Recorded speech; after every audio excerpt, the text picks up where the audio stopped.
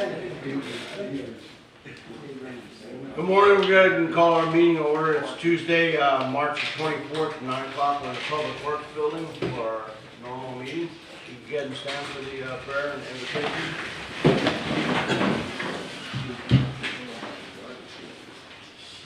Let us pray. Dear Heavenly Father, we are so very grateful for the many blessings that you've given us today. Thank you, Lord, for the gift of life, Father. Help us to never take for granted the things, Father, that you have given us. We know that you are our Creator, and in you all good things come to pass, Father. We give you glory and honor and praise today. We lift up the City Council of Mexico Beach. I thank you that your hand is upon them today. Give them wisdom, knowledge, and guidance to make the best decisions for the citizens of Mexico Beach. Also lift up our nation, our president and administration. I pray that you will also give them wisdom and knowledge and direction. We pray for our troops, Father, and ask you that you do put a hedge of protection around them and to keep them safe. Today, Father, we just ask as always that you lead us, you guide us, you strengthen us, you comfort us, you give us peace, and may the words of our mouth and the meditation of our heart always be acceptable to you. In Jesus' name, amen. Allegiance to the flag of the United States of America and to the republic for which it stands, one nation, under God, indivisible, with liberty and justice for all.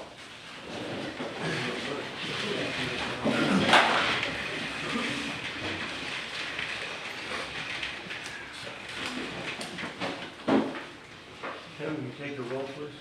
Mr. Cox? Here. Mr. Fasagi? Here. Mr. Adams? Here. Ms. Hamilton? Here. Mayor Wolf? Here. All right, first thing on the agenda is the consent agenda. There's two of them for February 24th and March the 10th. Have we been reviewed? Any questions, changes, or anything else? We accept them. Accepting. We accept them. Yes. Accept the minutes of February 24th and March 10th.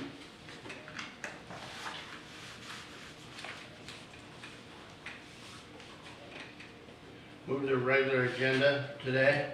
It starts with ordinance 885, budget amendment. And if you miss Mike, 2 seconds, please. We'll go ahead and ask for a motion to read ordinance 885. I'll make a motion to read ordinance 885 by title only. Second? Motion second. Tammy, when you're ready. Mr. Cox? Yes. Mr. Fasagi? Yes. Mr. Adams? Yes. Ms. Hamilton? Yes. Mayor Wolf? Yes. Ordinance 885, an ordinance of the City Council of the City of Mexico Beach, Florida, authorizing the amendment for the appropriation of funds and adoption of the amended budget for the fiscal year 2025 to 2026 for the general water and sewer fund, providing for severability, providing repeal of parts of ordinances in conflict herewith, and providing an effective date. Thank you. We're going to start off and have our finance director, Mr. Mike, come on up and kind of explain where we're at on this. Good morning, council. This budget amendment's basically listing for 3 different items. The first one, there's 2 items in the general fund that we're asking for. 77,000 of it is debris pickup from the tornado that we had in October. That is non-reimbursable by the insurance company. So we need to get that taken care of. And then the other one is a little $4,000 item from Bay County Animal Control. That wasn't, those bills we first received in December of last year. So they missed the budget, so we didn't know anything about receiving bills from Bay County Animal Control. I did speak with Kathy this morning, and we did receive a first quarter bill from them just this week, and it was only for $800. So I'm going to give Bay County Animal Control a phone call and ask why the previous half year was in the $4,000 range and the first quarter this year was in the $800 range. And what are those? What's the bill for? Picking up Well, dogs and I cats? saw an itemized bill this morning, and there were 2 calls to Bay County Animal Control. They picked up 2 animals here in Mexico Beach, and it's for housing them, picking them up. They were about, so it's about $400 a visit that when they come up, when a citizen calls them up and comes and gets the animals. So this $4,000 bill from last quarter is like, Well, it's 2 quarters. It's 3rd quarter last year and Okay. 4th quarter. so it's roughly 10 visits over the course of 6 months. And I'm gonna give them a buzz and find out. Yeah. We had seen that came in here at one point, or it was in a weekly report, the breakdown. But we had a little rash, we had a little, there was some isolated area, I believe, where they were I think- called kind of a repeat. Yeah, I think And we Kathy didn't had told realize me at one of those quarters, there was a resident that was trapping cats and then calling Bay County to come pick them up. Yeah, Oh, I there's remember some that. that were And so every time, Yeah, I think the main thing here that you're trying to get across is that we don't have to, we don't take care of animals here. We don't have the authority to do that, okay? So we have to go to Bay County. Mhm, I think the issue here is how the billing works. correct. We need clarity in that area.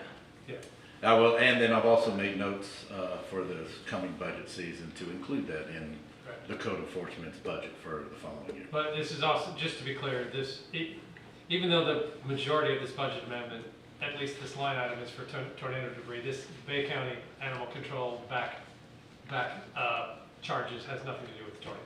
This No. is just- No, It just came in at the wrong time. correct. Yeah, just be sure, Mike, when you tell, to give the future council and the residents, like, what is their fee exactly to come down here? And that's what I'm And then maybe we get that exactly out and be finding like, out. okay, if you're gonna, this is what we're dealing with. I know we don't have an animal control, we gotta have it. Mhm. Yeah, we're either billed by incidents or billed monthly, whatever it is. And I believe, and like I said, I'll let y'all know, after I give them a phone call, how their billing process is going in the future. I got a feeling it's probably per visit instead of a monthly fee. And then the other budget amendment is for the sewer and for the water department, is for the purchase of the vac truck. As you recall, during the budget season, we did budget $213,665.55 to lease the truck. And then after the budget season, we decided the lease was no good and we decided to purchase the truck. I then informed the council that the sewer capital fund and the water capital fund had enough money to buy that truck, and that's what this budget amendment's for, is to put that into the budget. So it's an item we've already voted on, obviously. Mhm. We're just a formality of doing the, It's putting it into the budget, yes, sir. okay, I'm gonna go ahead and go to just go ahead and go to the public. Any questions from the public on this amendment, budget amendment? At the table, any questions? I think Mikey did a good job at going over everything. Thank you. Appreciate it.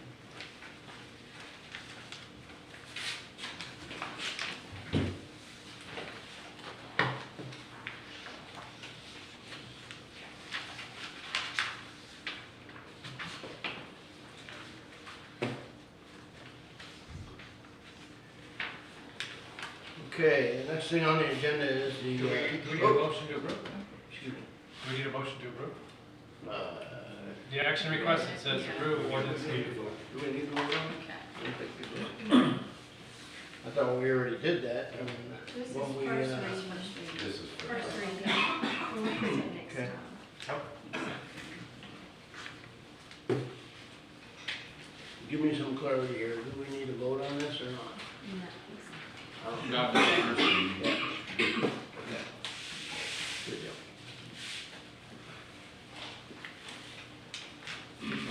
The next thing on the agenda. I don't know, moving papers around there left and right. You guys keep asking me questions. Is Mr. Mel with the Mexico Beach Development? Thank you, Your Honor. There's been a lot of chatter lately about the lack of plans and visioning, strategic plans. So I kind of wanted to bring everyone up to speed about what we currently have. I agree 100% we need to go forward and retool and revisit everything so we can make it modern in today's times. But I know how things go. We all get excited about a plan. We get a nice shiny multiple page document, we put it on the shelf and it just kind of sits there. And the reason that sits there and not much happens is because of turnover of staff. Every year their new city council. And I'm as guilty as anyone about if my fingerprints weren't on it, I just kind of look at it and don't really look at the details. So when I was here in 2014 to 2018, I knew of a plan of 2003, but I didn't really get to the details of it. But now that I have looked back and read every word of that document, it is absolutely fascinating to go through that. So what I did in this 6 or 7 page abstract, I brought out the highlights, and I will not read every word of the abstract, so don't get worried about that. But keep in mind that the first one in 2003, back in 2003, there was no sidewalk on the north side of 98, east to west to each of the city limits. The big condos were not here yet. The boat ramp that we now know wasn't here yet.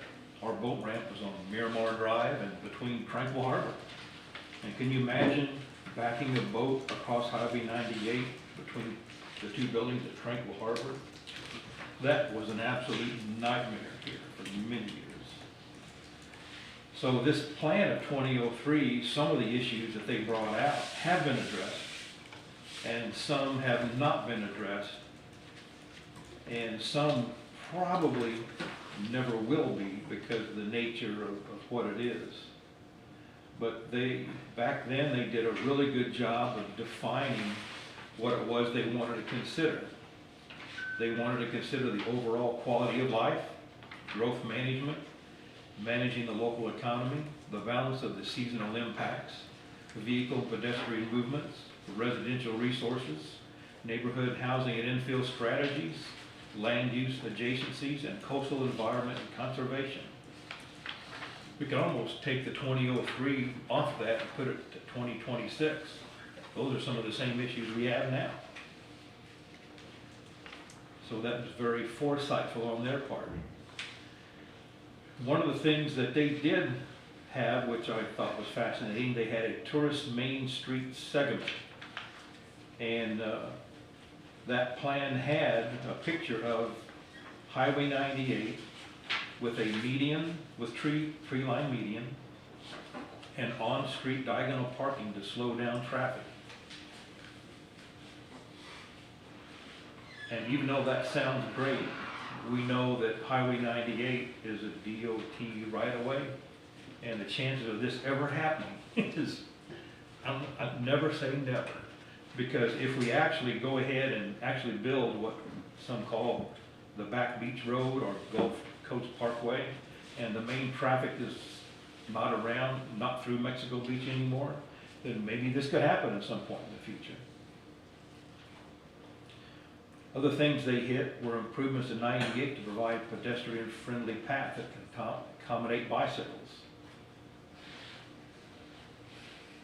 And even though this was something that was brought out in 2003, when the sidewalk that we now know there was first proposed, there were citizens who were completely against it. They had signs in their yards against it, didn't want it to happen. Another concern was parking. We still have that concern today. Pedestrian safety. They needed defined pedestrian access across 98. And as you know how things are going presently, we have been addressing that, or shall we say DOT has been addressing that on our behalf. Need a clearly defined business district. That is very, very difficult to actually implement. Some of the opportunities that were noted, that there was a major demand in 2003 for rental units. And now we have the super huge condos that are 4 stories high. Paradise Shores, Tranquil Harbor, the club, and Summer House, and others. So a good bit of those are rental units. Some people live there full-time, me in particular. Noted improvements that need to happen, the drainage system. There's no question stormwater issues can always be better in a coastal community. But we have been working with AVCON through a FEMA grant to take care of a good bit of our city with updated drainage plans. Those preliminary plans have been submitted to us. They have been sent to FEMA. And as you know, FEMA is kind of on hold right now as long as DHS is unfunded. The plan also wanted sidewalks and bike paths, and not just on 98, they wanted it throughout the city. So I know that when I walk the city in the evenings and on the weekends, I have to walk in the street. And that's really not a problem in Mexico Beach because we don't have a big traffic backup issue like Panama City Beach does. But there are times during the summer where that is more of a problem than it is on the other times like in January. The thing also said we needed more boat ramps, and of course in 2003 we did. Now that the St. Jones Company has built the boat ramp and leasing that to us over the next few years, then that's a big benefit to us. Public parking is a problem then, it's a problem today. And it says we need a large community center or amphitheater. Well, luckily we are building an amphitheater that should be in place by the end of May. It's another concept that they talked about for the future vision. We've already talked about sidewalks and trees throughout the city, gateways into the city. There was a mock-up picture of a clock-mounted entrance, 386 and 98. Because as you know, when you travel across the county line, you are now in the central time zone, not eastern. So having a clock mounted there would be kind of a neat benefit for those traveling and are not really aware of the dividing line there. There was a plan for a landscape road entrance at 386 and 15th Street. Not many people think of that as an entrance to the city, but a lot of people come south on 386 and go down to 15th Street and hit 98 there by the bank. There was another monument proposed at 98 on the west side. And a neat little thing was a lighthouse at Canal Park near the mouth of the canal. And the last thing of the 2003 plan, the protection or reconstruction of the primary dune areas. Well, luckily that has been completed now thanks to the CDC funding the beach renourishment and the dunes. They need to have more provision of dune walkovers. As you know, we're working with the CDC to provide one walkover at Sunset Park. We are doing another one at 7th Street, and we're considering another one on another location. They also wanted a boardwalk between the pier and the canal. And that would be a pretty interesting phenomenon to happen, but I'm not sure how that could physically work, but still a neat idea. They wanted more pavilions south of 98 and of course expand and maintain the pier. Well, at this point, we just want a pier. Fast forward to 2015. There was another 3-day soiree from the city, and I think this one was predominantly with the city council, senior staff, and I remember Lisa Logan sitting in the audience as well. So it's not that long ago. But the purpose of that meeting in 2015 was to kind of take what we learned in 2003 and kind of expand. We needed to have a vision statement, a mission statement. We needed to set core of values and a set of key city goals. During that process, we did a SWOT analysis where we all defined what our strengths were, our weaknesses, opportunities, and threats. So we came up with a vision statement to preserve, protect, and enhance our community's quality of life, creating memories for generations to live, work, and play in our piece of paradise. And the vision statement is something that we hope to do like in the next 3 to 5 years. But the mission statement is a statement where we kind of define exactly, the reason why we exist. So the mission statement that was done at the time says Mexico Beach is engaged in providing residents and visitors through quality services while protecting our natural resources and maintaining our small town coastal atmosphere. Core values were determined. We had a SWOT analysis, and the most interesting things that I took away from this is some of these are still issues today. Some of the weaknesses: staff turnover, inconsistent enforcement of ordinances due to resources, preparedness, and lack of follow-up and correction for past mistakes. Lack of clear direction and setting of priorities, balancing limited resources. Lack of city hall facilities, lack of proper equipment, out-of-date policies and data, lack of an ability to manage historical public records, and thin staffing. Some of the threats, and this is a big one: weather threats. We all know what happened in 2018. The seasonal population changes, conflicts between the status quo and new expectations. But one of the most important things that I think that came out of the 2015 meeting was the establishment of 9 goals. And the reason we have 9 goals is to have us something to strive for. In other words, everything that we do on the staff level should point to one of these goals. If it does not, we shouldn't do what we're doing.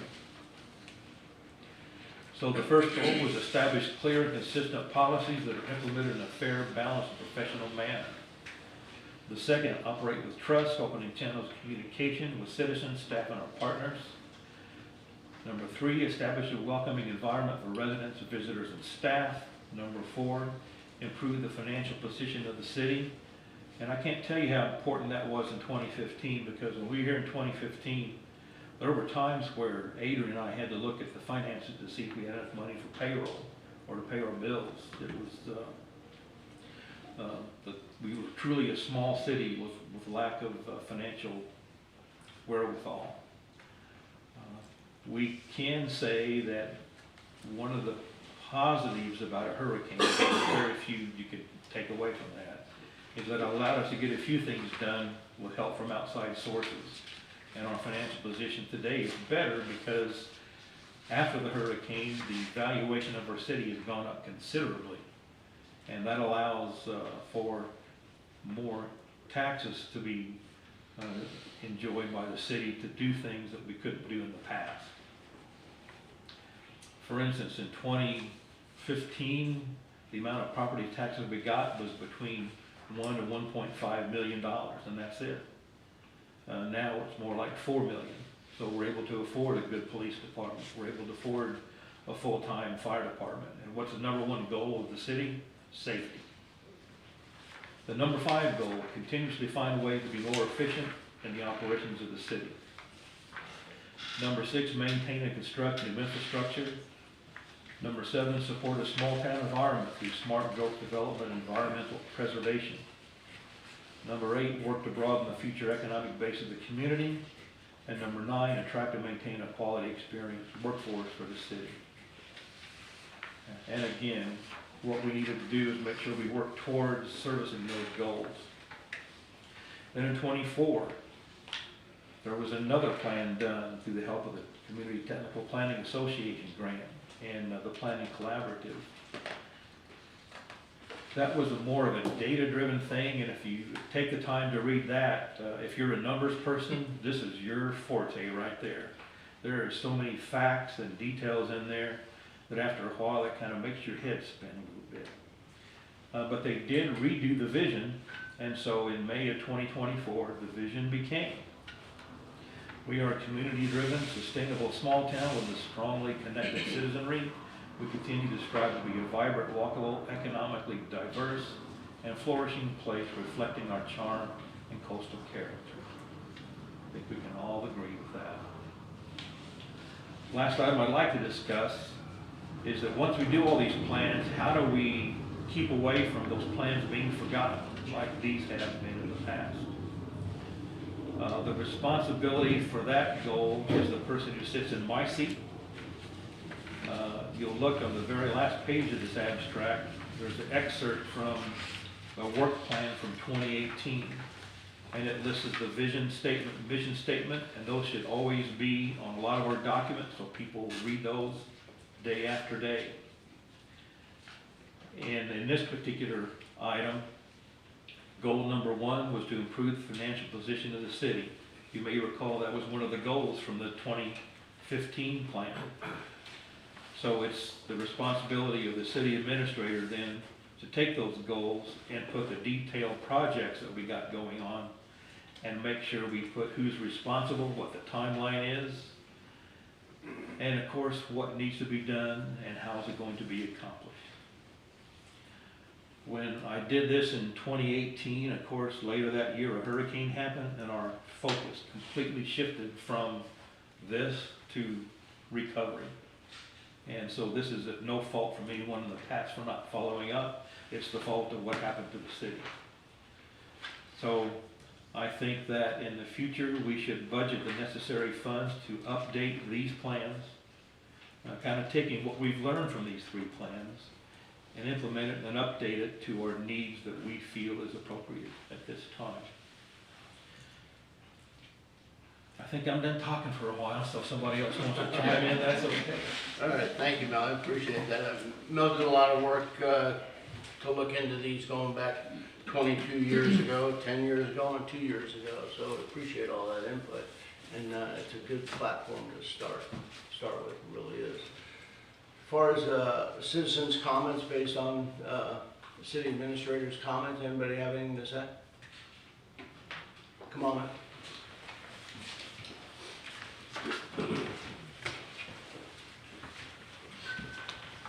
Lisa Logan, Mexico Beach.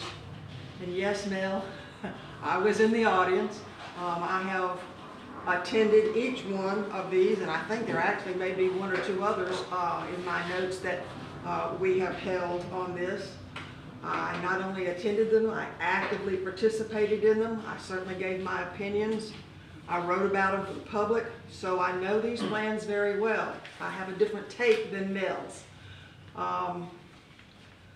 My take is that while some of these things, as he mentioned, were accomplished over the years, the majority of it has certainly not been. So what I want to say to y'all as the present council is that if we go down this road again, trying to put a development plan in place, that you put a plan in writing so that it is in every budget and that you leave a very clear plan for future councils, because the council changes almost every year. Things absolutely fall to the wayside. You have to leave a plan in place for future councils so that they don't have to reinvent the wheel every time. And it needs to be in the budget, and you need to commit to following the plan, even though you're going to get a lot of pushback, because let's face it, we all know that you'll never ever please everybody when you implement these plans. But it is what the majority of the residents, especially the full-time residents, want. So if you're going to go down this road, put the plan in writing, put it in place so that it is there and nobody has to fumble around to do it. And the other takeaway that I have is we have a very talented community, a very large group of talented people here. We have brought in outsiders who have put on these programs. And then these outsiders, many of whom had never been to Mexico Beach before they came to these meetings. I know because I talked to them at length. They go back to their offices and they write the plan that they want Mexico Beach to do. And what they end up doing is trying to make us like Windmark. This is my personal take on it, having attended all of these. So it is not what some outside group wants for Mexico Beach. It is what the residents want for ourselves and our town. And those are All what? often a separate thing. So pay attention more to the residents than outside people. I think we always do that as a council. Thank you. So I have one question. 2 seconds, Eric. Go ahead. Thank you. Thank you. What's your question, Eric? Well, it was really for Ms. Logan. Based on this fantastic work that Mel has dug up from 2015, 2002, and 2024, do you think that the vision statement, the mission statement, the core value statement, the SWOT analysis, and the 9 goals are a starting point that we adopt now and move forward, using this as sort of we sort of restart from what we have documented here? Do you think that that's a great place to start, or in this case, continue moving? I think it is a good place to start. Yes, that is my personal opinion, based on what I know of all of this. So, Thank you. Any other questions from the audience?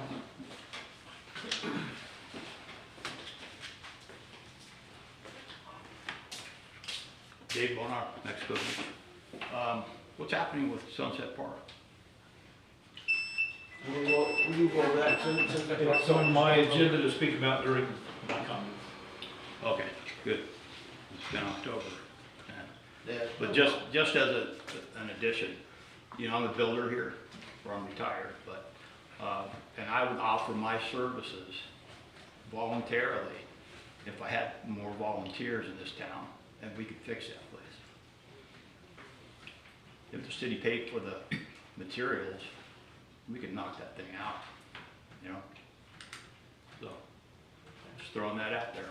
Appreciate that. And I hate to see it sit there for a year and it just becoming an eyesore now. You know? Okay, thanks. There's a lot of communication going on about or Sunset Park right now. Yeah. And we're trying to nail down some things with the insurance company. It's gonna happen here real quick. Yeah, good. Same as the pickleball courts and couple of, come on. Carrie Ruska, Mexico Beach.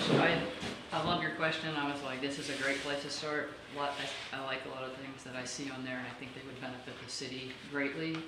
One addition I would add is to have these goals and tasks updated at every meeting. It doesn't have to be a long drawn out discussion, just almost like the projects that Mel's going to go over here in a little bit. Just an update, hey, here's where we are on 1.1, et cetera, et cetera. That keeps it keeps it in front of the citizens, it keeps it in front of us, and without hopefully another hurricane, we can progress forward on the plan. Thanks. Thank you. Any other comments from the audience? Separate issue? Not yet, sir. Any other comments? All right, we're getting close to public, move to the table. Let me make some quick comments myself. You know, again, I think Mel did a hell of a job going back and checking based on a conversation 2 weeks ago was there's no plan. There have been plans. The council has done work in the past. Has it been carried through and followed up and monitored step by step? I think that's the missing peg here. So if we can put that peg together along with the items that we identified, I think we can do well. I could not agree more with Mrs. Logan's statement about the citizens need to be involved. I think the last time we had this data one in 2024, I was really not happy with the outcome of what we were looking for. It wasn't what we were looking for. I think 2003, 2015 was more in line with what we're looking for. But the missing peg there was, we didn't have the workshops involvement with the citizens, and we really need that. We need to find a firm, maybe over our, we budget for, I would say we budget for our next meeting, next year, and put together a plan to hire somebody that's gonna come in, and we lay out the plan of what we want to accomplish. Not them. They could help us and assist us with it, but I think we have to make sure that they know that we want to make sure we get our citizens' input, and it's going to be more than just a one-day workshop or a two-day workshop. It's going to be involved. We need to get through it. And then if you look at that list, I mean, I went through all that. You guys, I'm sure you did too. There's a lot of things on there that have been accomplished, that have moved through. So if you look at it as a demand versus a plan, as a plan, it's made some of it, it's done some of the things it needs to do. But as a demand, if you put down as a safety item, you put 5 or 6 things done, guess how many have to be done? 5 or 6 things. This is a plan, a vision, how we see it. So it's something that takes a little bit of time to work through. But I really think we need to give it some air and breathe on it to the 2003 and 2015 and the 2024 plans and bring them back. Council? Yeah, I totally agree. I appreciate the effort. I especially appreciate Mel digging all this back up again. I had thought that we had done this in the past and just got lost. So I'm glad we have sort of a restarting point. I mean, I support everything that's been said. We don't want to be Windmark.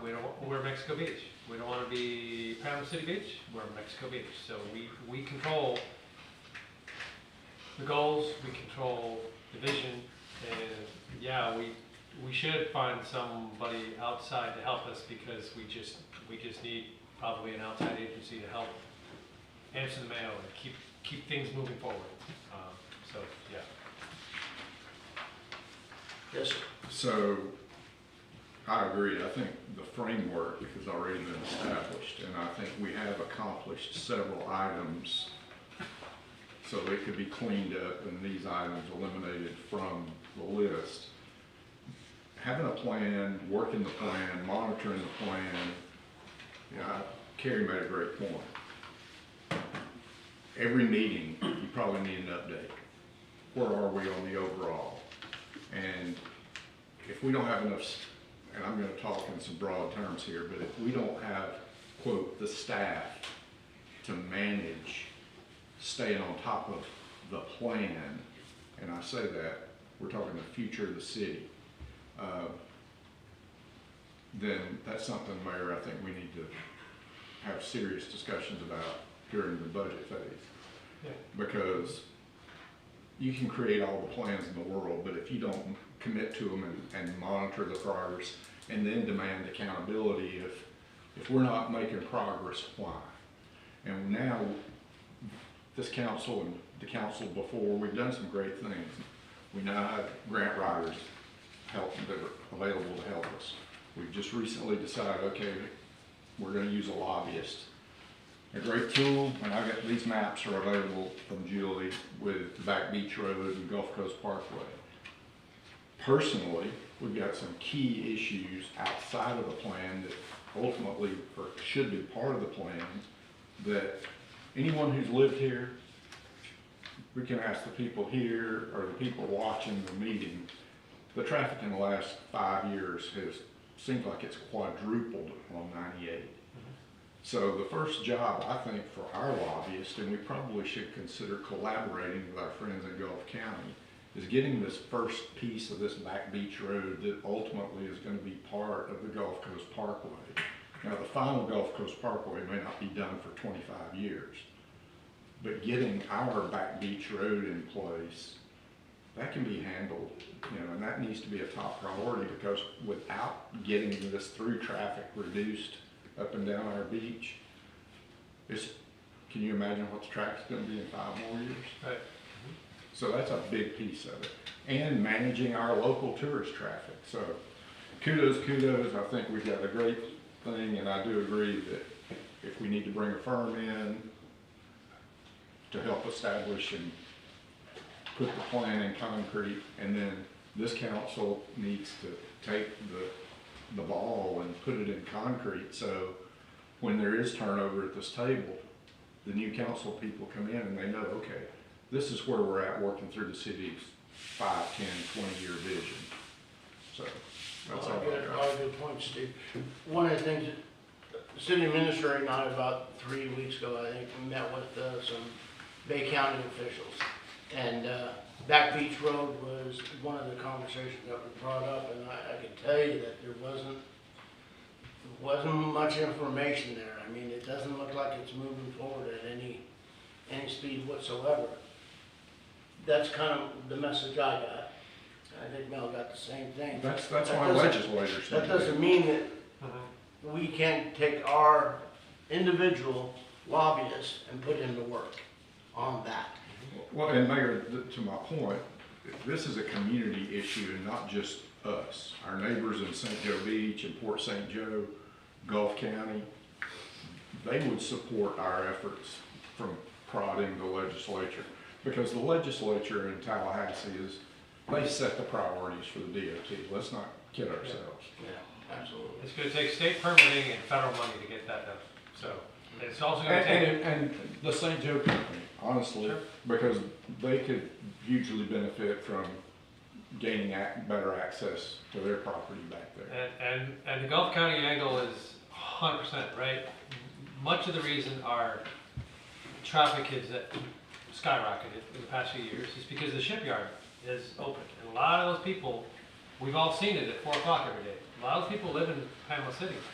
And they're heading home. And they would love a back beach road just to get home quicker. Right. Just 2 seconds. Do you have something, Ms. Carey? I do, yes, sir. One thing, I actually have been a little bit of a thorn, I think, with FDOT on that. That is a passion when I first moved here, is where is this Gulf Coast Parkway? And the last time I asked about it was probably about a year ago, or maybe 6 months ago, from, I can't remember his name, Mr. Allen. He's the division manager, I think. And he said that, yep, it's still in the plan. You'll have funding in 2040. So that was when I was like, that we are definitely gonna have to push hard for that. Yeah, a little bit of fire, yeah. It's No, I just wanted to talk about, I know Mel went through it, but if you've been here for any amount of time, the accomplishments that the city and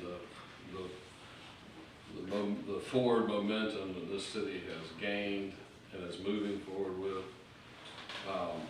We did have visions before. I mean, the storm really changed some things of what we had to reset the button to get our feet back under us, and just really praise the previous councils, the currents. I really think the foundation that's being built from within and out is a big part of this, and believe me, things take, in my world, I say, way too long. But they do, it's a slow process, especially in there and between the changeovers and things. But I mean, I'm really impressed with where the city has moved itself and things. And I think the councils, and I know I think I speak for all of us, take pride in making the right decisions for this community and really trying to do that. And y'all talk about going forward and we're putting stuff in place, but a key thing is this, I want to get on the financial side, is this financial foundation that has been built. Like Mel said, we used to run $1 million, $1.5 million budget, we're skimping. I mean, this didn't just happen overnight. And people that sat at this table and made hardcore decisions on what to be done, the sacrifices so the city can move, and I think we're at that point. I mean, some people say, well, we haven't done anything, And I know things fall off the rails a little bit, but I think in general, the statement's here, we've dusted off. But we've allowed ourselves to get to where we can do this. I mean, you can talk about it in the next budget, you say, hey, we need to hire, we got the money for it. I mean, we need to use the money wisely and get the plan. But I've been really, I'm just, you know, I'm really giving accolades to the previous people that have been here, that have worked for the city, that really gave it the all to make this a better place. It's come a long way since 2018 for sure. That's a long way.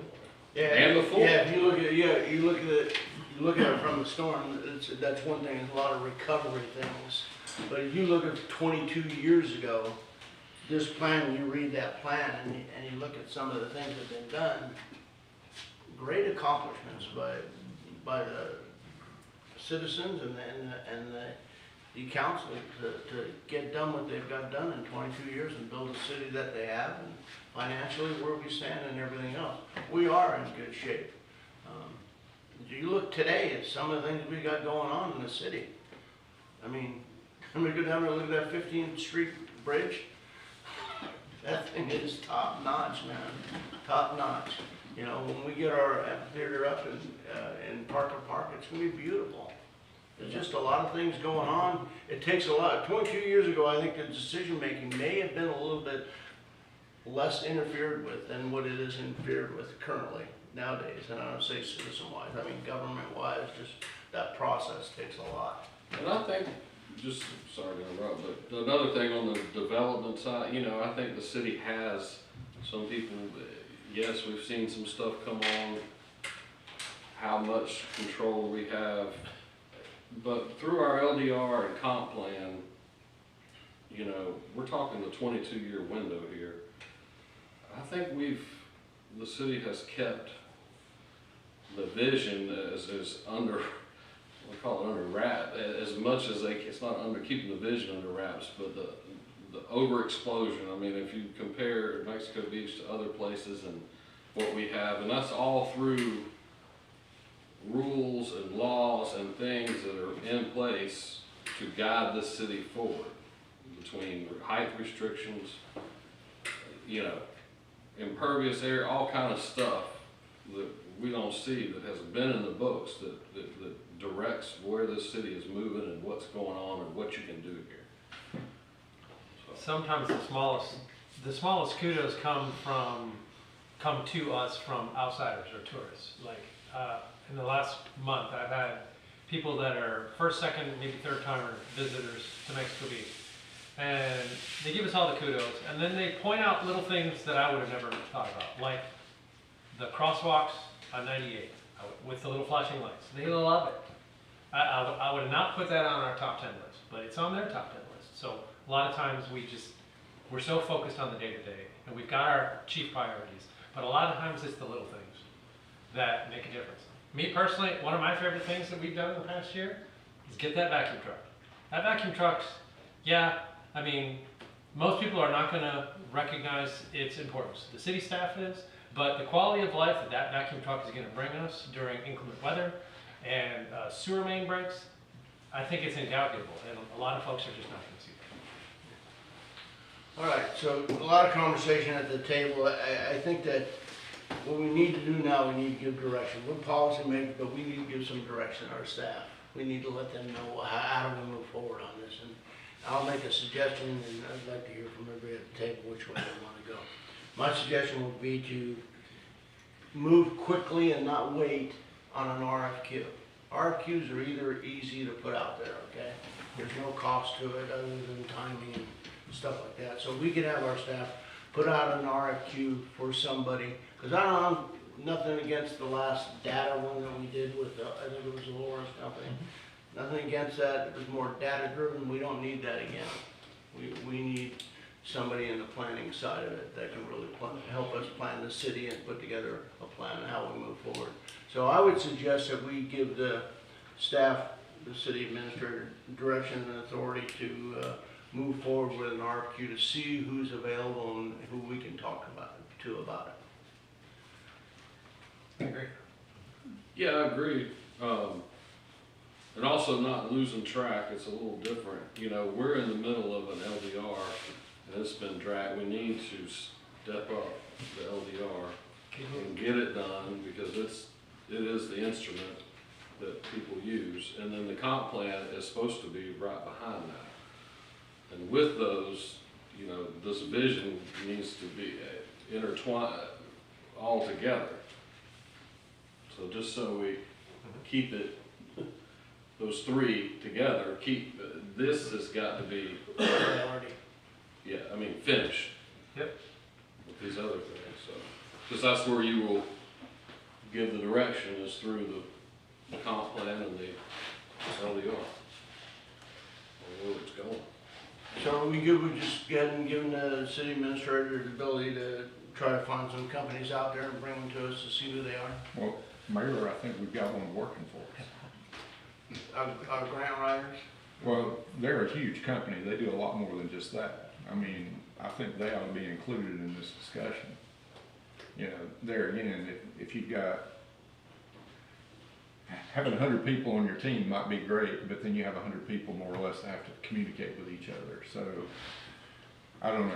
No, we can I'm a big- staff look into that and see if that's. I'm a big advocate for let's continue to work on the positives and the relationships that we're developing. I mean, I said, you know, now we're working with a new group of lobbyists.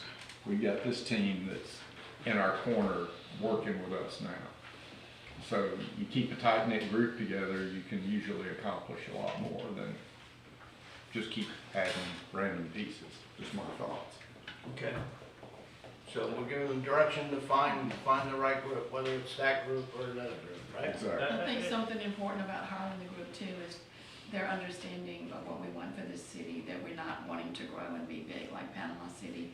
So I don't know if we want to appeal more to, the RFQs want to appeal more to people that have backgrounds with plans for smaller cities, that, you know, that they can be on our same page is what we want. And that we're not, you know, I think we've gotten misguided with other city planners that kind of have a different vision than what we have for this town. You know, we don't want excessive developments. We want to keep it that small town atmosphere. That's what the charm of this city is. And we, you know, we want to go in that direction. So we want to find a company that understands our vision statement. Yeah.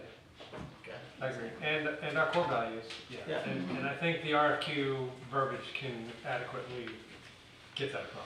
Yeah, I think so too. Okay. You need anything else? We have direction. Good deal. If no more comments in that area, we're getting close. Okay, thank you. Good conversation. One of the things that I passed by there, and because I know it's marked off the list, I just want to make sure that we're doing this properly. The Duke Energy franchise agreement, we didn't have that agreement. It didn't get here in time, so I just blew right by it. I should have mentioned it, so you can put it in the minutes. So I would say just table it then, I guess, for the next meeting. Correct. Okay. Thank you. All right, no more comments in there. We're getting open to citizens' comments. Sir, come on up, podium. First off, I want to say thank you guys. Thank you, Mayor. Thank you, council members. I love Mexico Beach. All my renters love Mexico Beach. I love getting the comments back from them saying how much they enjoy coming down here. Can I get your name? Yeah, Can I get your name for the record? For the record, good morning. My name's Brandon Brown. Thank you. Got a road out for myself. Brandon? Yes, sir. Y'all may have gotten an email from me yesterday. I'm here regarding a code enforcement matter for a fence that we were actively trying to resolve in good faith. We received an order yesterday that totaled $7,900. We replaced that fence exactly as it was after it was damaged by the tornado.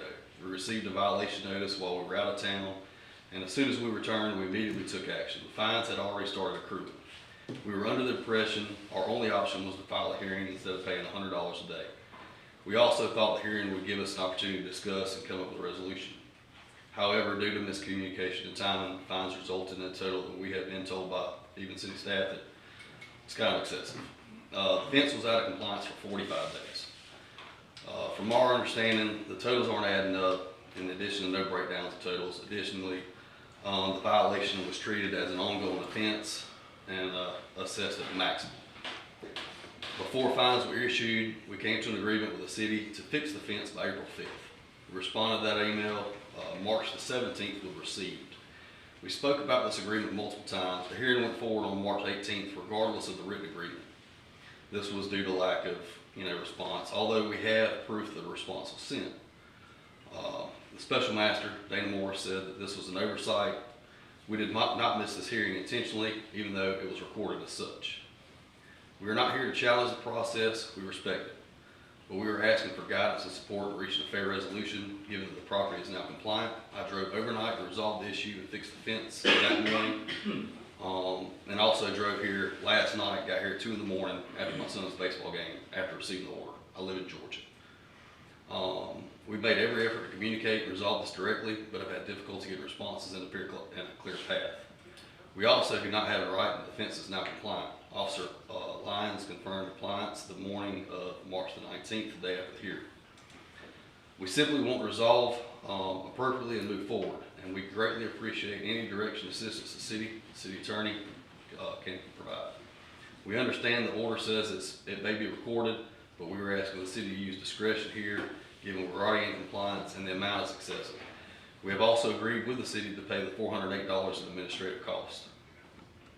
Thank you, guys. Thank you. That-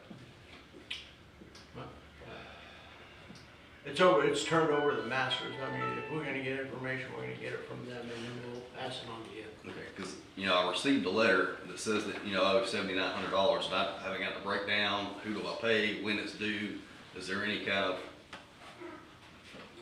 We'll give it to special masters and see what he has to say to the city. Yes, If the sir. city give you anything going forward, we turned it over to you, and at your request, I believe. Yes, sir. Okay, so we'll get with them and. Well, and that was because I didn't know it. I was, that was kind of the guidance I was given was to, okay, well, if you can't, Yeah, then this is what we need to do. Hindsight, probably better to work with the city at some point. Well, Turn it over to the master, that's what I takes tried it to out do. of our hands. Well, Officer Lyons she tried to make it clear to me that that's what I needed to do. Not Okay. try to work with the city when that's what I would have liked to have done in the first place. We'll give direction to the city administrator, check with the special masters and see what's going on. Yes, sir. I have So a that's question. my, I have a question, and I know specifically what house you're talking about. Yes, And ma'am. I know you were allowed to extend that fence because of the offensive property next to you. Well, But and then I only this done time- that because that's how it was Yeah. exactly in the beginning. I have pictures from all the way from the 90s of that's how the fence has Okay. always been. So Okay. to my understanding, in a damage like that, you fix it, exactly like it was, same material, same everything, and that's, But then when you went to rebuild it, you weren't allowed to do that. well, I built it and was not told otherwise Okay. until, So after why the was fact. that allowed back then, but then it was changed? Right, and that's the only thing I was questioning. Yeah, because And- I always thought it was because of the house next to it, that was allowed at that time because it was an offensive piece of property. Well, and the Yeah. mold, you can smell the mold coming from the house. Yeah, I've been fighting for that one for 3 years. so Mike, I wanted to just, final question about the process, just clarification. My understanding is that this issue is not currently resides at the city, it resides with the special master. The special master has made his determination. He has said, this is what it is.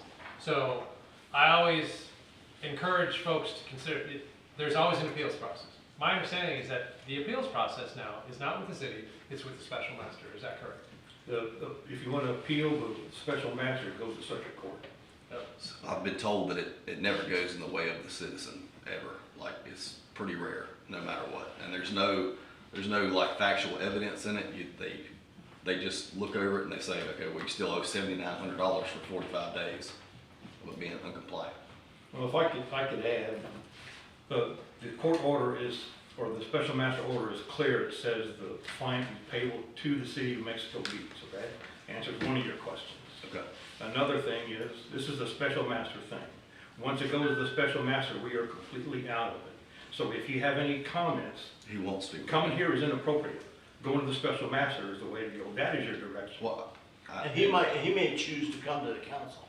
I tried to call him yesterday and he said that he's not discussing them on any further, so I tried that.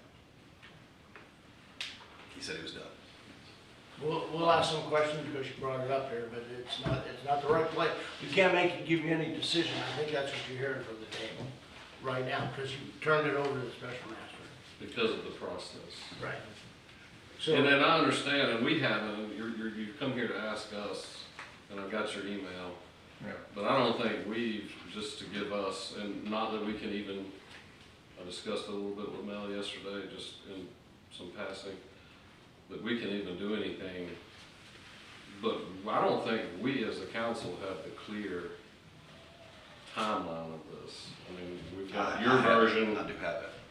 of everything, so, and I will let if there is a clearer timeline, because the only timelines I've heard is the 17th, the 18th, and the 19th. Yes, The 17th, you responded to an email that you said that received. Yep. The 19th was the or the 18th was the meeting. Yes, sir. And then it's just two. We talked the day before, and then code enforcement and I, we had worked out an agreement. Okay, well, if you have this done by April 5th, then we're all good. And I asked for that in writing. She sent it me in writing. So then I said received. So then I was under the standing that I didn't have a meeting the next day, and then I would have it done by April the 5th. So I had full intentions of doing it April 5th. Then all of a sudden, after missing the meeting that I didn't think that I was required to be to because of, the conversation, and saying that, thanks for in writing, I'll have this done, basically. I got that email that said, you didn't make it to the meeting, you're out of compliance, you owe us $7,900. I drove out here that night, I got here at 1 in the morning, and I started working on that fence. I was done with that fence at 8:30 in the morning and had code enforcement here when they got to work. Yeah, I'm talking about, and not that we need to keep discussing, because it is in the magistrate. I mean, I've been told that, but there's got to be some prior timeline. This didn't just start on March 17th. There's no way it could have. No. 20 Grant, I don't 20 understand. days before that. I want you to stand up there and have to tell your Yeah. story, because really, we'll take it to the next step. You came to the council, you told us you were Yes, sir. looking for some relief on the 7,500, you agreed to pay the other side of it. Let us ask some questions, but again, it's not gonna be our decision. So we need to get to why he came to the reason he did to charge you that fine or whatever. We could ask those type of questions. Yes, sir. Thank you, yes. Thank you.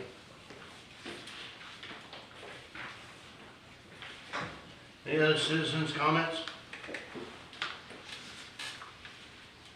Close the city comments, and I think we're gonna, city administrator, I think we're gonna start with, Chief. Sandy's up the bat. Morning, council.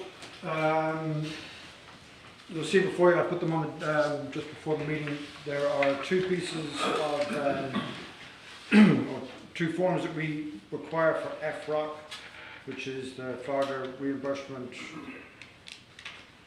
Florida Recovery Obligation calculation, sorry, there we go. I always get it wrong. That is due up by the end of this month for our abatement plan.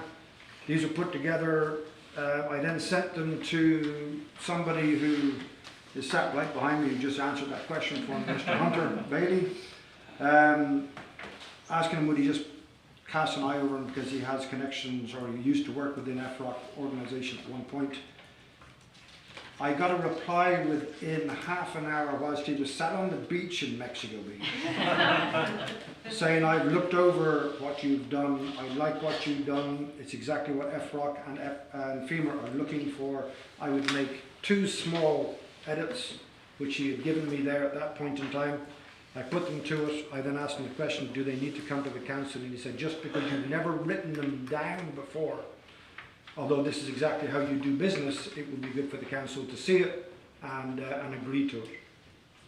So it is mainly thanks to this gentleman's diligence, and that's why I think they would be great for what we were talking about before.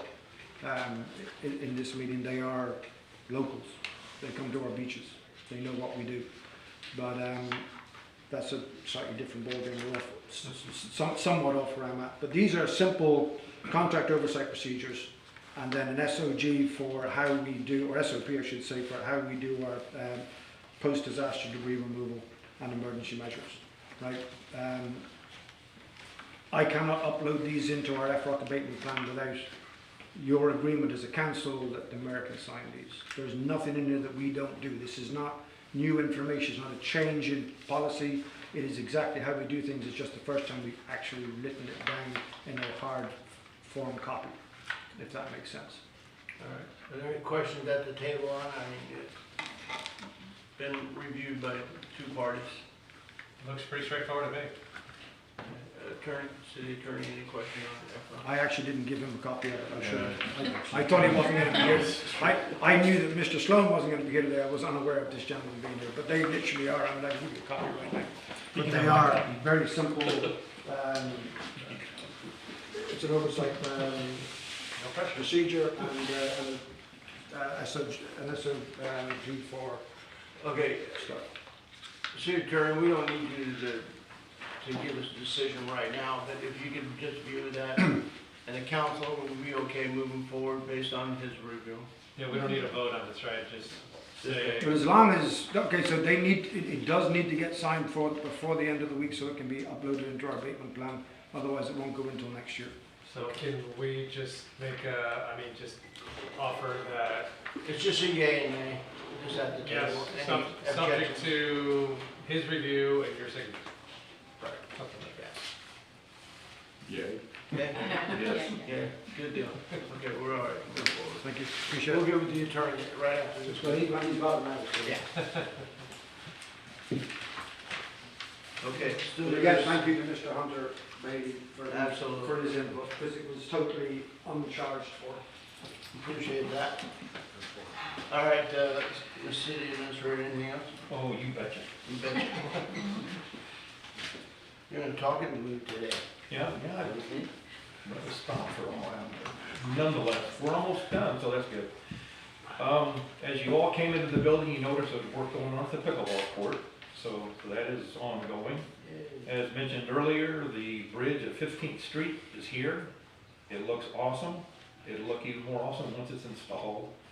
That'll be another probably month before it's completely done, so we're on the doorstep of getting that done. Any idea if the road's gonna stay closed that whole time, or is it they're gonna? Once they move everything out of the way, Once they they'll move open it it back up. I heard Friday it'll be open. That's it. Right. Right, right, Also, tomorrow. the lobbyists, we have a meeting with them next Tuesday, so we're moving forward with, having awarded that RFQ to them, the Southern Group. I reached out to Waste Management because we've been given so many business cards with different people, so I blasted out 3 different people who should be our contact person. So I haven't heard back from them yet, but as soon as they reach back, we'll get that process started. Then Sunset Park, we have a meeting this afternoon, which will be among the city, of course, and Public Works Department. It will be with the insurance company, it will be with a contractor, and it will be with the consultant hired by the insurance company that actually reviewed the Sunset Park Pavilion and what needed to be done. The whole issue is the insurance company didn't want to pay the figure that was given to us by the contractor. They have given us some money for some of the tornado repairs to the tune of about $60,000 for the pavilion. Well, that's about half of what we need. So we have gotten a quote from one contractor. The insurance company said no, they pulled out. We got another one who looked at it, gave us their price. And so at this point, we are going to have that meeting this afternoon to go over the details, because just as an example, the contractor says that the insurance company is underestimating the amount of time needed for renting, forklifts and lifts and that sort of thing. So this is that meeting where we all will come together and finally decide to get this moving on, because I know the council's frustrated, and I'm frustrated that here it is 5 months later since the tornado, and we haven't even started repairing this thing yet. And I know the public is upset as well. So hopefully after today, we will come to some agreement and get this whole process started. Also, we have been delivering the blue cans to the public for trash. Would Sam like to address how we're coming on that delivery? And hopefully by the end of this week, everybody should have their new blue cans, so.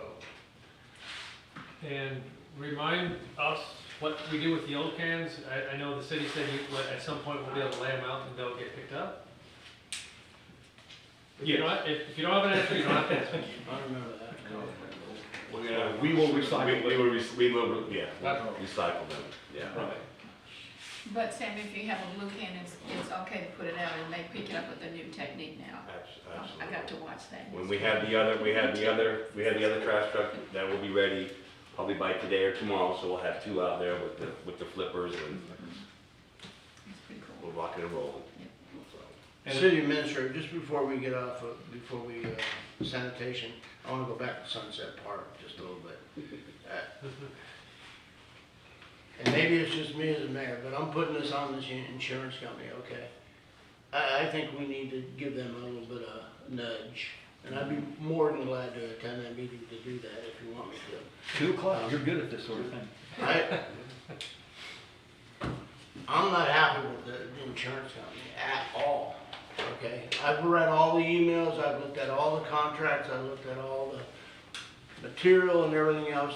This is a ridiculous conversation of just trying to reduce costs that we pay for these guys to make a decision. There ought to be a timeline on it, and the decision ought to be made once they have the 3 quotes. They just keep dragging us over $10,000 for the difference.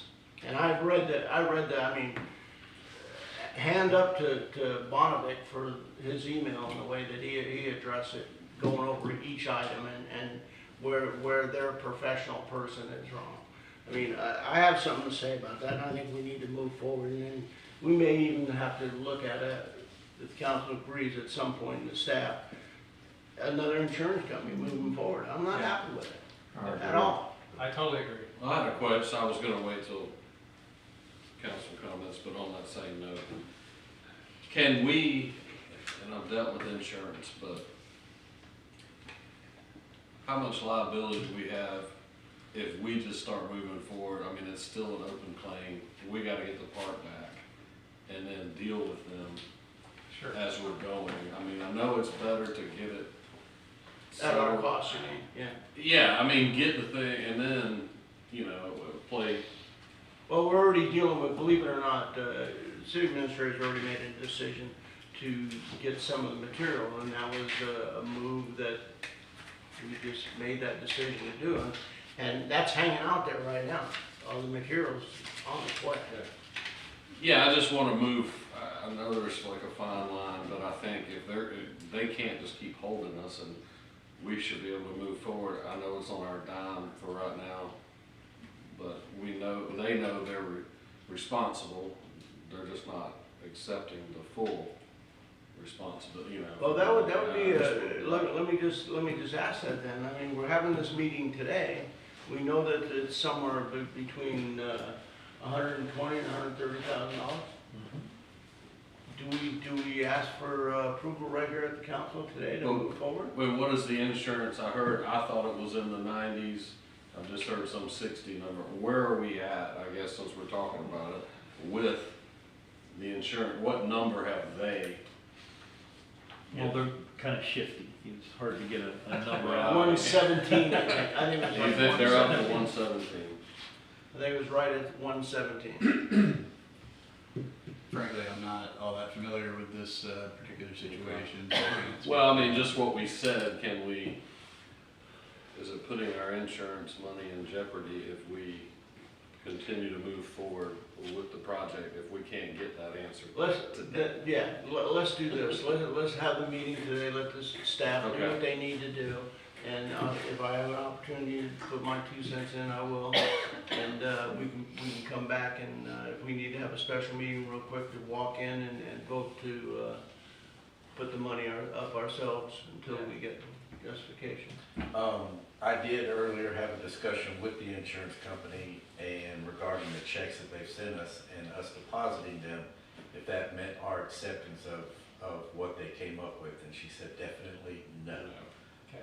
So, with Sunset Park, you know, they've come up with a figure, we've got estimates.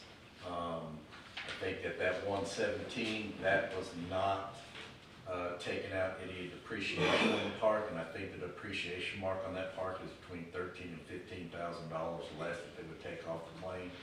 So you're still looking at probably a $20,000 to $30,000 difference between what the insurance company is going to want to settle on and what the contractors have estimated it at. So Mike, you said, you were talking about this money coming in. Has any money come into the trust on the front for Sunset Park? I know insurance companies do. Yes, the very first start- check that came in, it was $64,000. So they are, so there is money being funneled. Correct. So that puts them liable to that, okay. So I don't think they're denying it, they're just arguing. But I think we can start, I think we're good from, I feel better to move, we gotta get the park. Today's D-Day, we'll get some information today and make a decision moving forward. I just have one thing to consider in the middle of our negotiations with them. I have seen recently, not at the city level, but at the personal homeowner level, in the past 2 years, that there are insurance companies that want out of this market. And they will nickel and dime people to the point that the insurance company's goal is to drop the homeowner because their board, their accountants, somewhere else have decided this market is not for them and they want to shed policies as fast as possible. I'm not saying that's happening here, I'm just saying that could be going. Okay. So just for my information, is this one insurance company, do they have all the city's insurance? And when I say, because the city obviously has structural policies, we have liability policies, is everything, workers' comp, under this one? Umbrella. Yes, that's correct. So frankly, in my mind, I don't think, if they want to get out, I don't know how long it's been since we shopped, but it sounds like it's time to shop. Well, this is probably a whole different discussion for another day, but just real quickly. I remember back in the teens, we were almost dropped by the insurance company because the number of claims we had for employees making accusations about sexual harassment and things of that sort. They had paid out so much from their funds that we had the visit, and the visit was, if you guys don't straighten up, this is going to be it for you. Now keep in mind, shopping for insurance for municipalities is completely different than shopping for your homeowner's insurance. There's not that many people out there, or should I say not that many companies that do insurance for municipalities. So finding someone else is not as easy as it would be if we're shopping homeowners insurance. This is a special market and has its own idiosyncrasies. So I'm not saying it's not impossible to find another carrier, but they're going to look back on our history and hopefully they don't go back 10 years. So Mel, when you have this meeting, would you consider inviting the gentleman that has offered his professional services? Because he's a contractor, he's gonna know questions to ask as well. And he's offering his services free to us because he's a retired contractor, has a lot of knowledge about what we're trying to do here. And he's even talking about possibly getting volunteers in the city that would also have backgrounds that they could possibly help out. Would that be someone to have at that meeting as well because of his knowledge? The base of his knowledge. I don't want to look a gift horse in the mouth, but it's inappropriate for him to be at that meeting. I will make note that we do have volunteers in the area that would come to the table to do the repairs.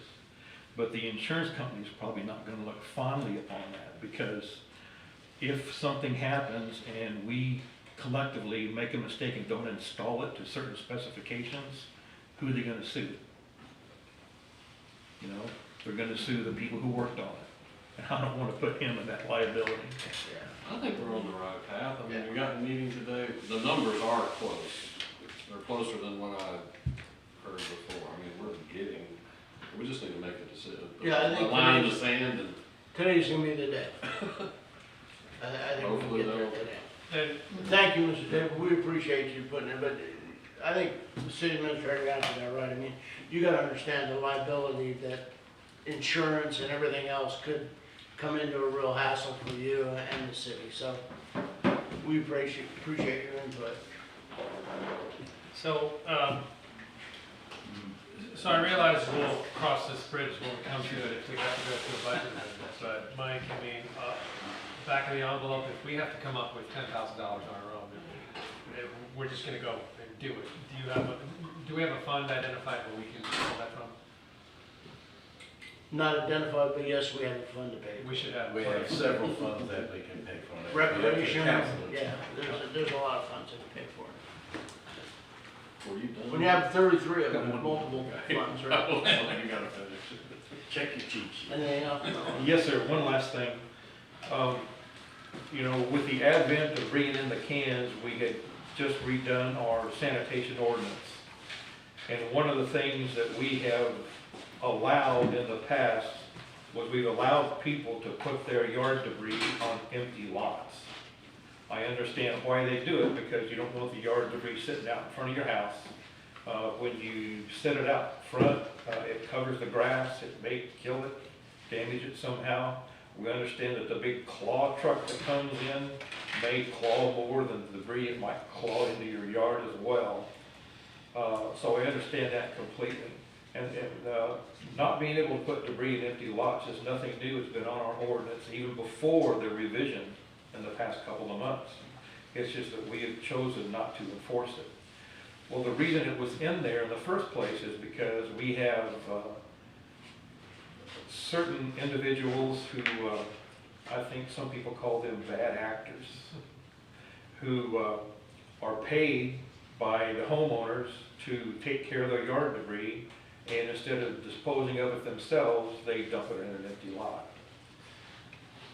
We have instances where certain areas of the city, like there might be a whole block, for instance, that may get together and decide that they'll put their collective yard debris in an empty lot. And though that may sound okay, but if that debris gets to be more than 4 by 4 by 8 cubic feet, there has to be a special fee involved for pickup. And if it's on an empty lot, who do you charge? You don't want to assess the neighborhood, and it's inappropriate to assess the empty lot owner, whomever that might be. So this is just another plea to the public that we are going to follow the ordinance. And, you know, the city council will tell you that we need to follow the ordinance anyway. So I just thought I'd bring that up, that no more dumping on empty lots. That's all I have, Your Honor. That's it? Okay. Any department head, any comments? You guys are all good? Council comments? I have a couple too. I was just gonna say regarding Sam and the, you know, the garbage cans that we had prior to the new garbage cans. We are gonna have an amnesty day in April 17th and 18th. Is that another way we could dispose of the extra garbage cans? We were discussing that, right? Don't hold that date, because we Nope. might not have that. We Oh, really? need to look into that. There's been an issue that's come up we have to address first. Oh, Yes. Well, I guess maybe to her point, if and when we have an amnesty day rescheduled, would that be a good day for folks to get rid of the old cans, whenever that is? You can use- Absolutely. I would think so, yes. Okay. You can use your old cans for your yard debris too. But, I mean, can we? Yeah. Rather Well, than it just can't put be it on- set outside, Yeah. it's gotta be dumped. Dumped, Oh, okay, to get it there. Okay. Yeah. Okay. In other words, we're not gonna have people physically pick up Right. the can and dump it. the debris. Yeah. Okay.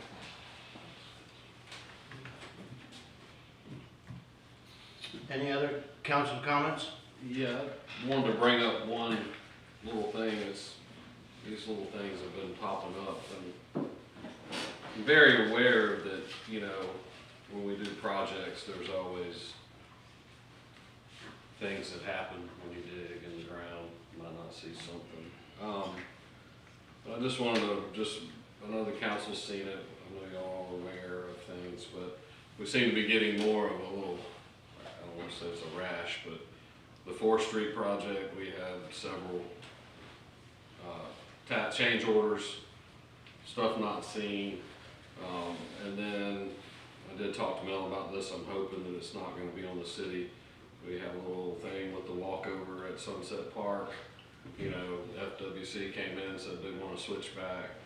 You know, we had already had the project designed, engineered. I know they're working with it. Anchor's working with it. That was another one. And then I've, you know, seen something, you know, we've got to raise these lift stations up above the crown, which needs to be done. It's a floodplain thing, but what I'm seeing is a lot of these things, if there's any way to try to capture this stuff earlier on, so we're all aware of, and I know there's things always going to be that come up. I get that, but it just, every time I'm looking, and I love, don't stop the newsletter. I mean, be honest, tell us everything you know. But I just see different little things, and I just wanted to bring it up. I'm sure the council has observed this stuff too. But, well, not to interrupt, but you know, at the last meeting, Elizabeth was here, and she made the point that when it comes to the design for the 4th Street Stormwater project, we went cheap. We didn't have to do a full design on their own. Had we done that and spent the money, we wouldn't have had all these issues. yeah, and on that, and the counter, I don't want to get into back and forth, but to counter that, when we did the 4th Street, we approved 2 task orders to kind of get a number.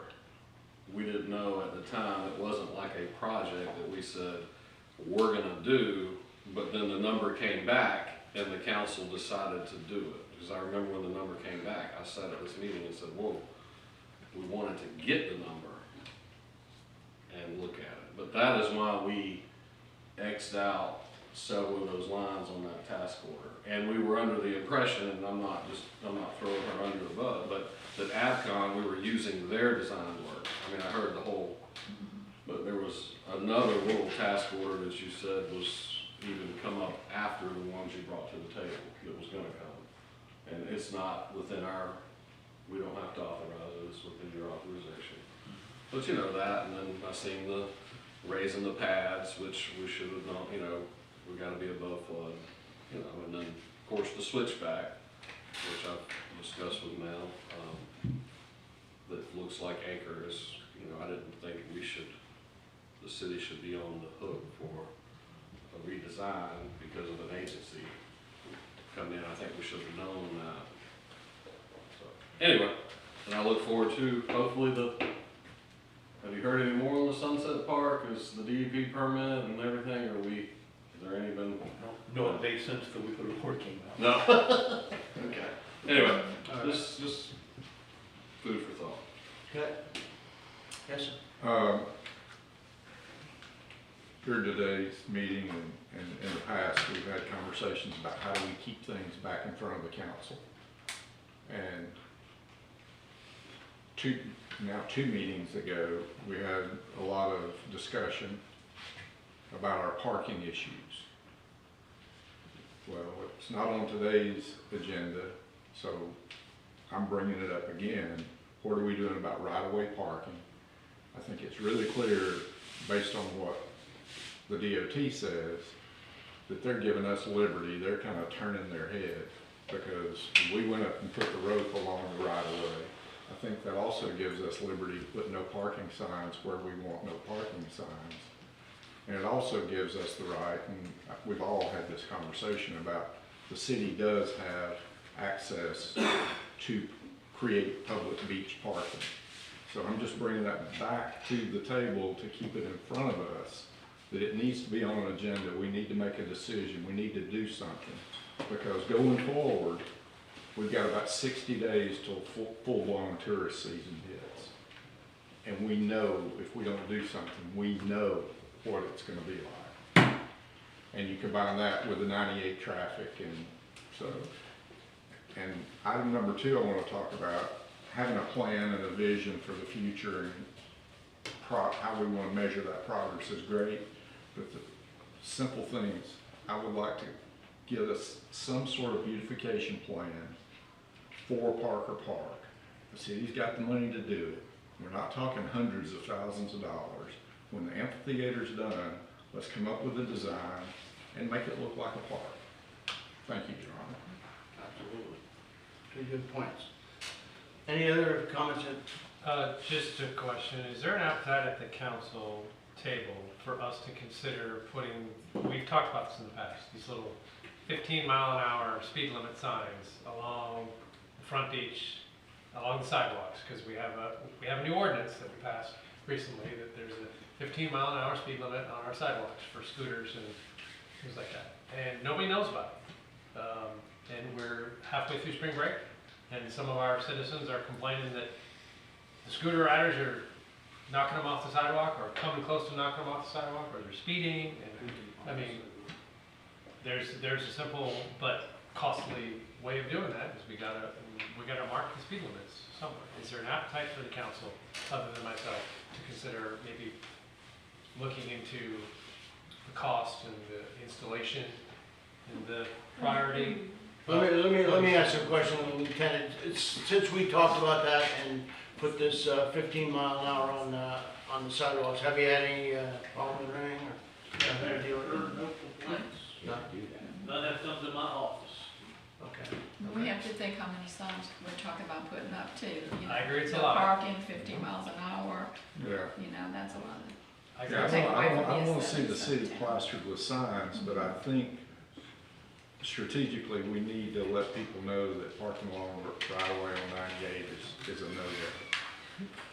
And- Separate issue, but I agree, it has to do with the right of way on the other side. And the speed limit and I think that one of the biggest problems we have, and it's not locals, is people that come vacationing, weekends, thinking that somehow because they're on a bicycle, that pedestrians are supposed to step off the sidewalk and let them go by.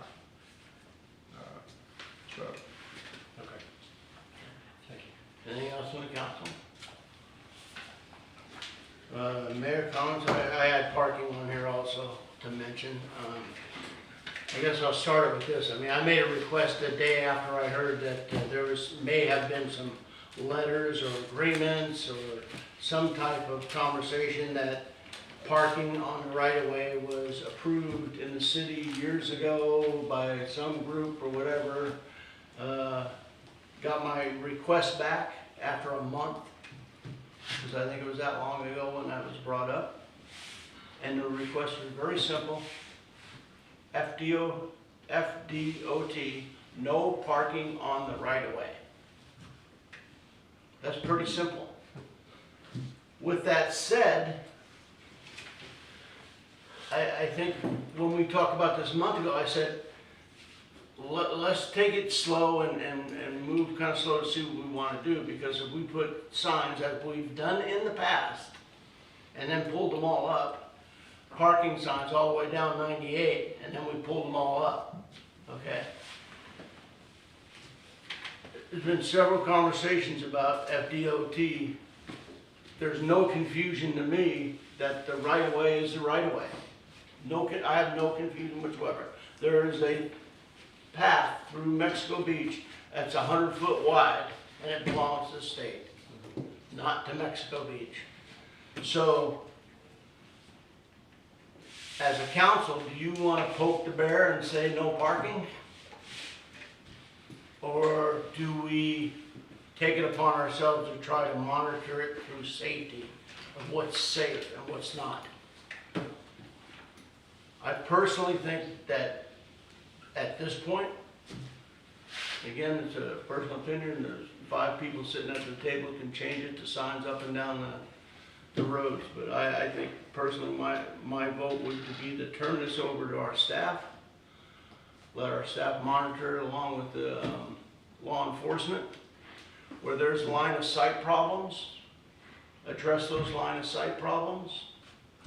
where there's parking that we can benefit by going rather directly in and go and demand that they go diagonally, we might be able to suggest that. But at this point, I don't think the city should get involved in the right of way. I mean, we can make some suggestions to some of the people that are currently parking in the right of way and have parked in the right of way for years and years and years, way before me. I think we ought to take advantage of it safety-wise, but I don't believe that we should try to make a decision where we can't make a decision. It's not our right.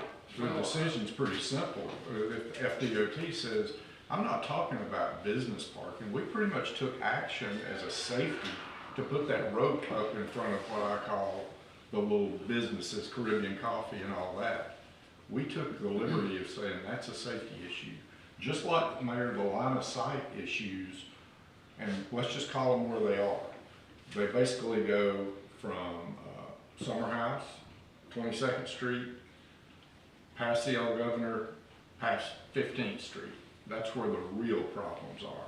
Yeah, you've got some on the east end too, but if we start allowing that, you're gonna have people parking on the sidewalk on the east end of town, creating a line of sight and safety issues. So I guess as a council member, my opinion is we can take a hard line like the DOT, but they've turned their head since the city has been here. They make out like that's not parking. They know that we park on the dedicated beach. They know that residents and tourists park on the dedicated beach, but the DOT doesn't make an issue of it. In my view, the big issue is it's a safety issue on the north side, and it has to do with pedestrians and vehicle traffic going in and out of 98. And that's, I guess that's what I'm saying is do we want to recognize that as a problem as to the staff and say, you need to address the safety issues?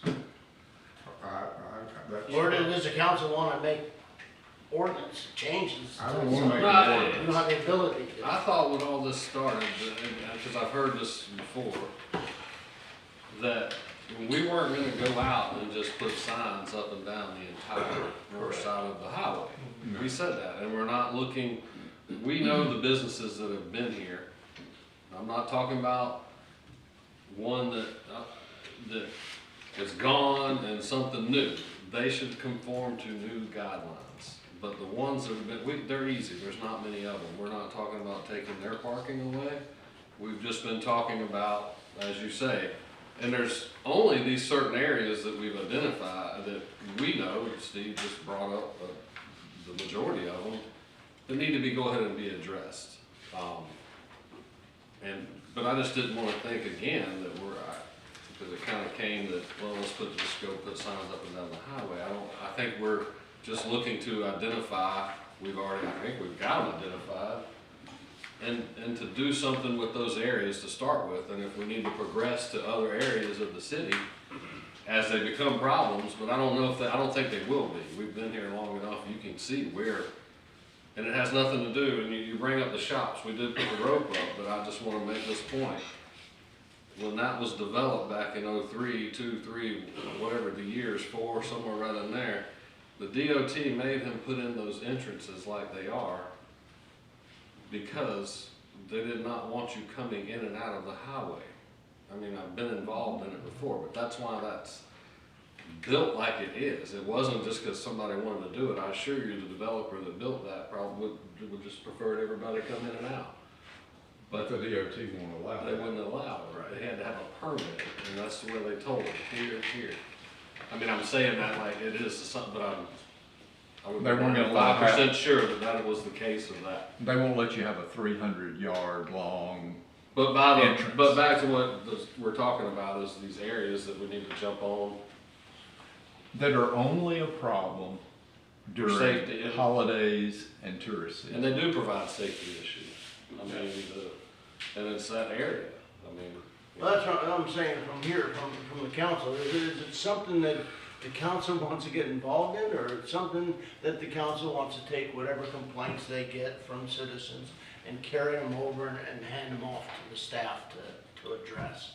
I think handing it off to the staff is a better way to address it than trying to make policy at this table that could, we don't have the ability to make. Right.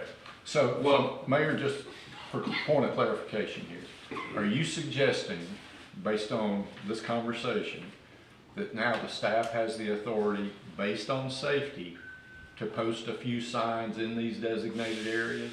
Is that what you're saying? I'm saying if they see something that's obvious and they get complaints from citizens and from council that you get from the city, that we communicate that and we try to come up with a solution. Well, and that's what I'm saying, that you're getting to the right thing, it's like, if we're gonna, I'm good, I don't wanna create an ordinance or another ordinance on some parking on the right of way, but I want it to be clear that we're giving somebody direction to go out there and handle it. Well, exactly, and here's the point. The sheriff can't tell people to move, well, I guess he can, and he has, but I'm just trying to put myself in a position, if I've never been here before, and I come into town and I see Sunset Park, and there's nowhere to park south side, I just pull over on the right of way, and I don't know not to park there, because there's 10 other cars already parked there. Then I think there's probably two ways to address it. And that's what I'm saying. I don't want to be the solution. I want to say that you've identified an area, Sunset Park, on the north side. Okay, if you're on the north side and you're pulling out of 19th Street, I think is right there. You basically, if there's cars parked there, you can't see traffic coming. So that's a line of sight issue. So we do one of two things.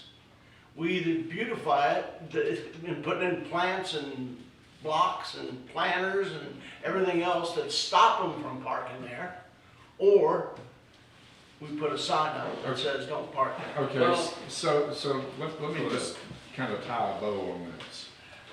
Safety, yes, it's a huge thing. I'm gonna ask a question, but I already know the answer. We maintain the DOT right-of-way throughout our city. Our staff does that. When people park on that right-of-way, we can already see the results. What happens? It's so rutted up that we can't mow it. Our staff then has to weed eat it, or they have to go back out and repair the sandy right-of-way. It's, to me, it's an easy fix to well, Now, that's, there's again that if we identify these areas through communication to the staff, there has to be a decision made. That decision could be as simple as the staff coming to the city administration, coming to the council and saying, look, I want to open up Parker Park as public parking. I want to open up 14th Street as public parking. I want to open up 37th Street, 3 lots that we own, public parking. I want the annex area over by El Governor that says no parking to be public parking. We have options, but I don't think we need to dictate that from, we don't have to put policy together to do that at this table. Those are suggestions that I think that could be brought to us. well, just my last comment on it, I don't want Lieutenant out there giving people tickets that come here to vacation, because they don't know any better. So a sign seems pretty simple. I mean, if they get to be violating in these areas, I'm not opposed to I don't want the right of way littered with, but we've gotta do something. That seems like the least expensive way, and not to ruffle, I mean, if somebody pulls up and they see a sign, okay, I can't park there, I go.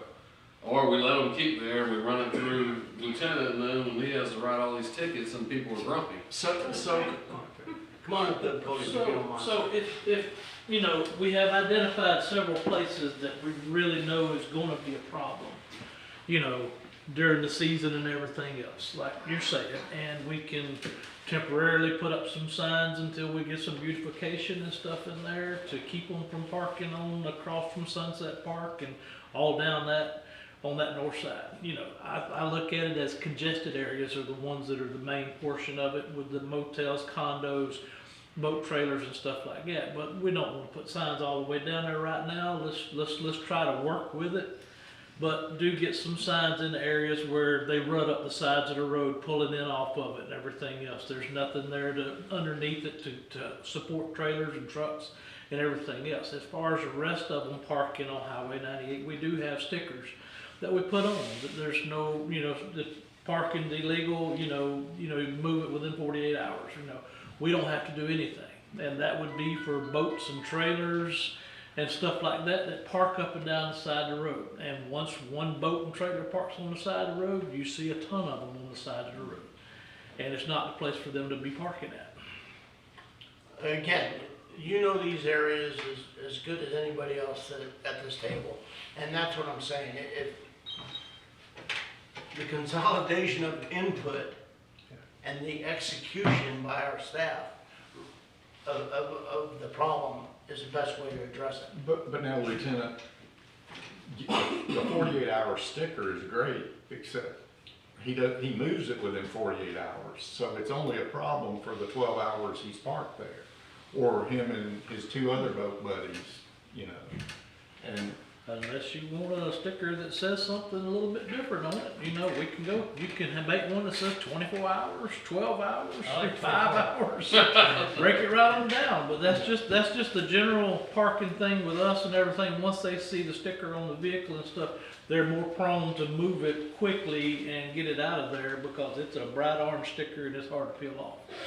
And it's nasty. And I don't wanna, I understand the mayor, I won't be here on the next council, but it's coming up of this, we need areas of community parking, identifying, I get that, cause I would love to see 98, but it's DOT again, beautified, I'd love to go down there and I've always envisioned it just being this grand, but it's the DOT, I don't know how far, that's a whole different wax. Yeah, right away. But identifying, I know the mayor's saying, I can understand, he's like, let's give them an option, and I think we have options. But we'd also need to take care of these problem areas. the problem areas, because it happens every year, and we're coming up on it again. And it's getting worse, right? The volume of people, it's getting worse. So I'm just saying, as a city, let's be proactive, and Mayor, if that's the staff, and the lieutenant says, okay, put a couple of signs in the problem areas, and then as a community, and as one member of the council, I support any decision the staff makes as far as creating some public parking. As long as you brought a problem and you get a solution. Right. Okay, that's what I'm talking about. I mean, And that's we what know it's a problem, so it's just like the Back Beach Road. We can't wait until 2040 to get that stupid thing built. So we've had this parking problem for at least 3 years. It's gotten worse in the last 3 years, mainly since Sunset Park and the city's come back online. More people know about us, more people want to visit. There's more opportunities for them to come here because there's more places to stay. It's gonna get worse. So let's fix our policy now and create areas for public parking. That's all. And fix our safety issue. the public parking side, I think it's a council issue. Let's put that on the next agenda. And let's identify some parking areas within Mexico Beach. And we know that there's probably about 5 of them I've listed on that board in the city administrator's office. So let's look at those 5 and see if there's something we can make a decision to make public parking, and we'll force the issue. Do we need a good step. In the short term, do we need to help the sheriff's deputies with short-term enforcement, like change the sticker from 48 hours to 12 hours? Once you start putting stickers on things, they look at it. They move quickly?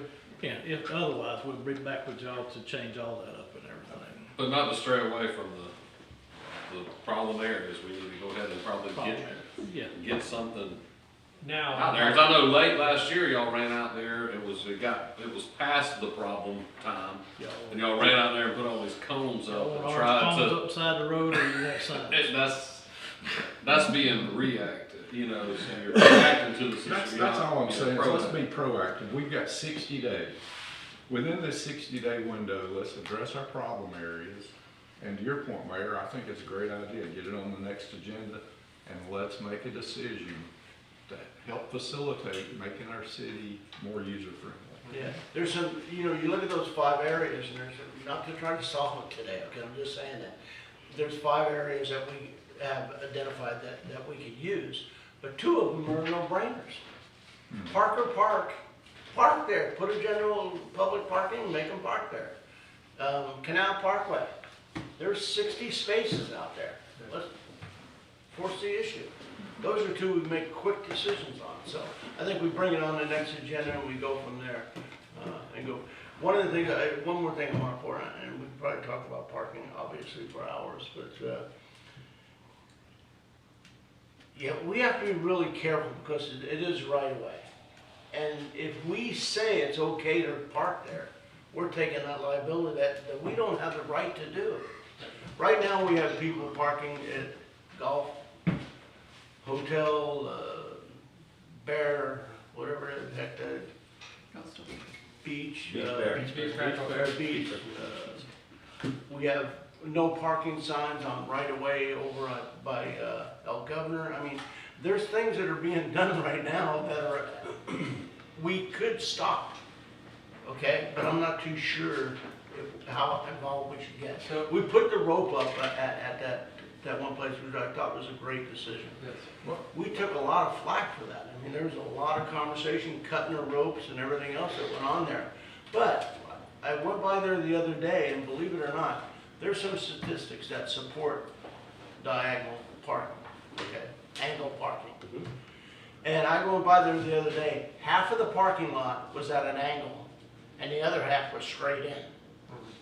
So if there's data that supports angle parking, maybe we ought to dictate that. Maybe we ought to go to them and say, hey, look, we'd like to see you park at an angle. Not to steal the lieutenant's thunder, but I went up there to the Beach Bear on a Friday night to listen to some music and just see what it was about. And it's dangerous. It was spring break, obviously, and all those people trying to back out into 90. I mean, But But that's where safety-wise, we ought to be able to go in there and say, suggestion is you're parking there, we're not okaying it. It's right-of-way parking, but we think that safety-wise, you'd be better off at an angle. their, From the city, their that's- customers would enjoy it. If they could angle it, it would make things a whole lot easier. Because Back We in need there. to fight that battle. Because someone parked there, and I just witnessed it.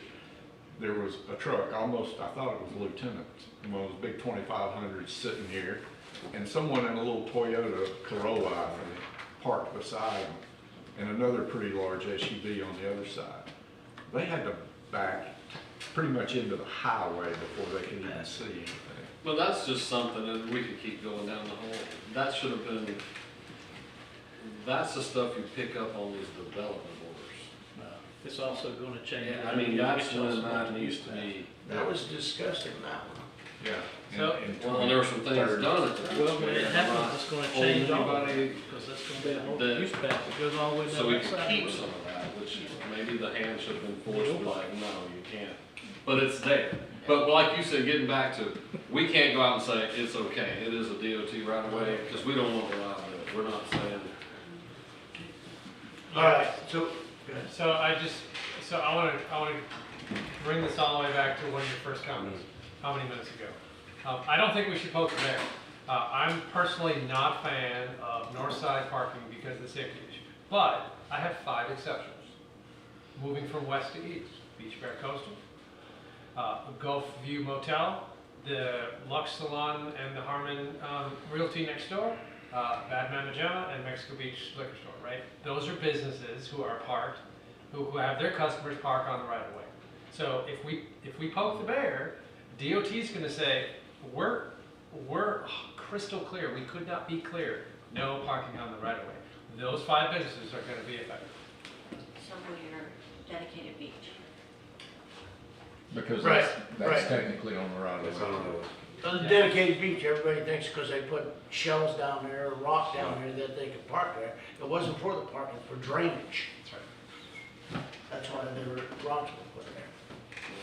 Sorry to add 30 minutes to the meeting. No, it's a good conversation, but I think where we ended, I hope where we ended, we're gonna let law enforcement and staff address some issues that we identified.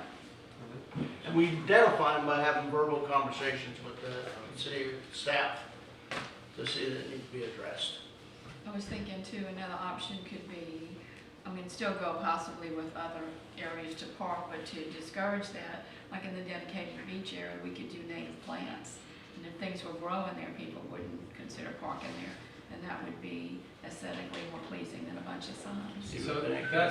So I agree that I think one of the long-term solutions for solving these areas, like the problem areas, like in front of the Yale government, is to put something more permanent, whether it's giant boulders, whether it's native plants, whatever. But I think that's the long-term solution, so that folks will get the idea, oh, I can't park here because there's stuff here.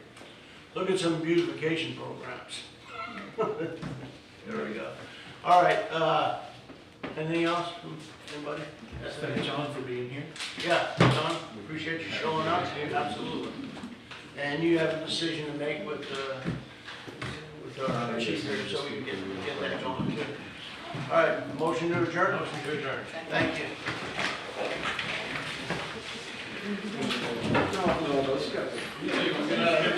What is that, CBGC? Yeah.